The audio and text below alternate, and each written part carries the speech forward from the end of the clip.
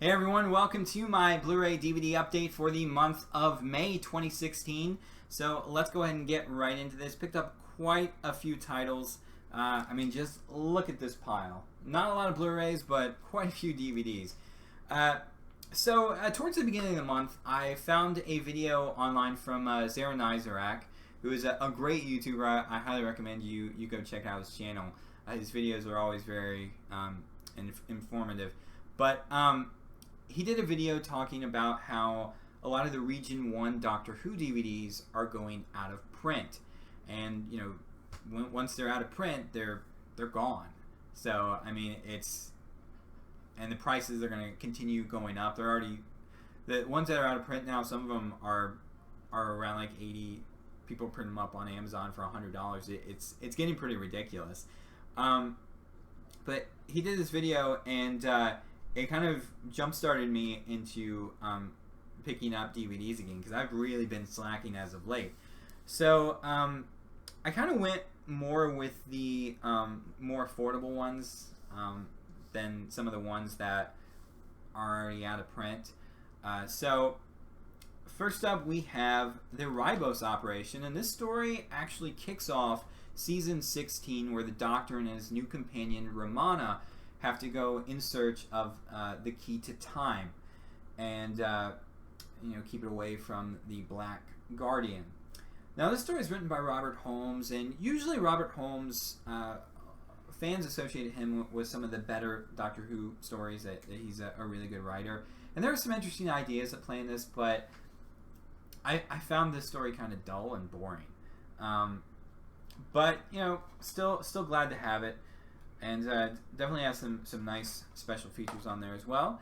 And then I picked up the, I think this is the 5th, no, is this?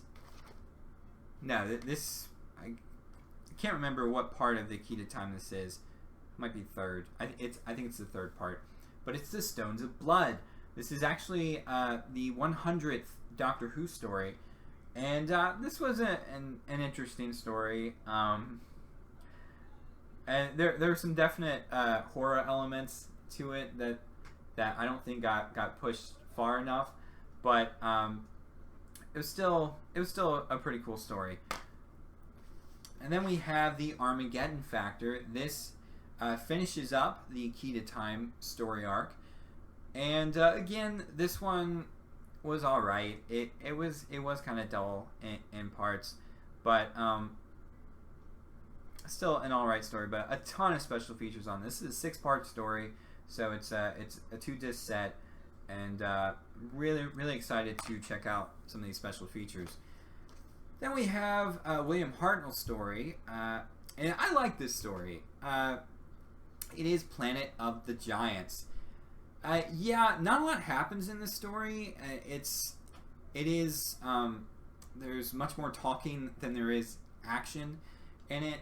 But I like it because of the concept. In this story, when the TARDIS is materializing, the doors open for whatever reason, and the occupants inside the TARDIS get shrunk down to an inch. And so they land on Earth in the 60s, and they're finding all these insects dead. And apparently there's this really deadly new pesticide that these people are trying to push, and they have to try and stop them when they're an inch. But you know,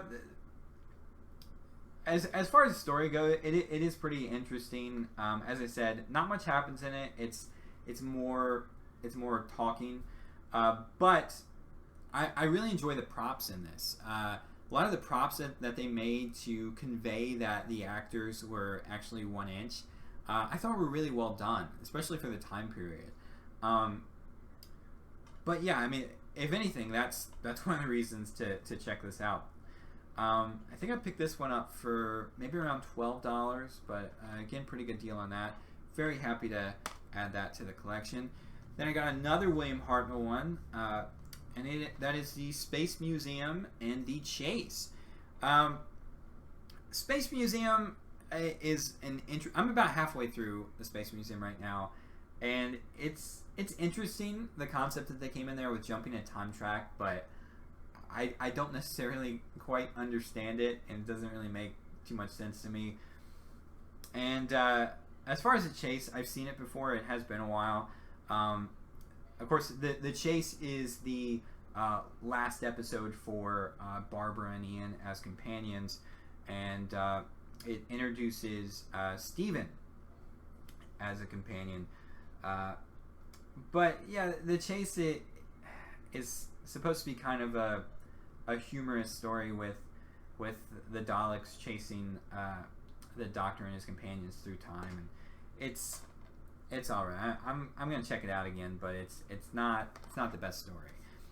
And then we have some Patrick Troughton stories. First up, this is actually one I got for my birthday, and that is the Ice Warriors. This is, of course, I believe the first introduction for the Ice Warriors, and this is a base under siege story. And let's see, I think I've, and it also does have animated episodes for episodes 2 and 3. I think those episodes are still missing, so really happy to add that to the collection. Then I picked up The Enemy of the World. Now, this was newly discovered a few years back along with The Web of Fear, and got a pretty quick to DVD release. No special features on this one, but still really nice to have it on DVD. Now, what's kind of sad about this release, I remember watching a special feature on some Doctor Who DVD, and Barry Letts, who was the producer during the John Pertwee years, he actually directed this, and you know, in the feature I was watching, he was reminiscing about this and saying that it really would be nice to see The Enemy of the World, to see if his direction holds up. And unfortunately, he died before this actually came out. So that is a pretty sad thing. Then moving on, we have the last Doctor Who DVD release, at least for the classic series, and that is the Underwater Menace. This is pretty much universally panned as probably the worst Doctor Who story. The TARDIS lands in the lost city of Atlantis, and there is a mad scientist there that wants to destroy the world, and he creates fish people. I'm not joking. He creates fish people. But what's nice about this release is that it does have a slipcover. This is like the only classic series DVD, to my knowledge, that has a slipcover. And it includes newly found lost episode on this. Plus, let's see, episodes 2 and 3 are fully restored in this, and missing episodes 1 and 4 are represented using photographic stills and a restored soundtrack. So yeah, this is a pretty nice release. Some nice special features on it, but not a great story. The next one is a John Pertwee story, and another one I got for my birthday. It's the Monster of Peloton. And I actually like this story. This was pretty good, pretty engaging. This is the Doctor's second trip to Peloton, and honestly, I would love to see the Doctor return to Peloton. You know, one thing with the new series, I know I'm going off on a tangent here, but it's my YouTube channel. I can do what I want. But one thing about the new series is that with Stephen Moffat, he's a bit hesitant to bring back classic monsters and elements from the classic series, and you know, some of his reasonings behind it are more of like, well, if they can do a good story with those monsters, and let's do it, but let's not do it for the sake of doing it. So I can understand that, but I would love to see the Doctor return to Peloton in a different time period, because it kind of became part of the series, you know, even though it only had 2 episodes where he went, The Curse of Peloton and The Monster of Peloton. You know, I would just love to see it. But yeah, this is a pretty fun story, and this is also one of the ones that's going out of print, so glad I was able to pick that up. And then I actually have a 5th Doctor collection of stories, and that's the Black Guardian trilogy. Now, I'm not a big fan of the 5th Doctor, but you know, Peter Davison, I think he does a decent job as a Doctor, and actually did meet him a few years back. Well, I say meet. I got a picture with him. I couldn't even talk to him, but this is a pretty decent trilogy. They did this, I think, for the 20th anniversary of the show, and they did it for one of the anniversaries. I don't know if the 20th, but and they brought back elements from the past, and one of those elements was the Black Guardian. And of course, we have in the set Modern Undead, where they introduced the alien companion Turlo, brought back the Brigadier, who for some reason is now a math teacher at a boys' school for some reason. And you know, I watched this the other night, and I have to say, some really interesting ideas at play here. Execution, probably not the best, but some really interesting ideas. I like the concept of the story. And an interesting thing that I found out watching this is that the word modern is actually Welsh for undead. So technically the title for this story is Undead Undead. And then we have the next story, which is Terminus. This is an alright story. It does seem like the writers just kind of put in a bunch of different elements and threw them together and was hoping for the best. But, you know, it's okay. It's, again, some interesting ideas. And then my favorite, this may possibly be my favorite or second favorite Peter Davison story, but that is Enlightenment. They introduced the Eternals in this, and it's just a really interesting, well-written story. And this is a 2-disc set, and actually has a special edition, which is a feature-length version, a new edit of the story with new CGI effects overseen by the original director. So a lot of great special features in this set. Really glad to have it. And that is it for all the Doctor Who DVDs I picked up. Now we're getting into a few other things. I don't know if I showed this one in my last update or not, but it is Follow Me Boys from Disney. You know, this one stars Fred MacMurray and Kurt Russell, and this is set during the 1930s, and I really love these old Disney movies, because you know they really do capture a period of time, and it's just really interesting to watch. And I found this at Big Lots of all places. It's the complete 3rd season of How I Met Your Mother, and brand new. I was able to pick this up for $5, so really good deal on that. Love this show.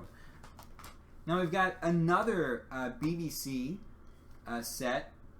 This is actually a BBC America exclusive show, and that is Orphan Black. This is season 1. This is a show I've been wanting to check out for a long time now, and man, I have missed out on this show, because this show is really good.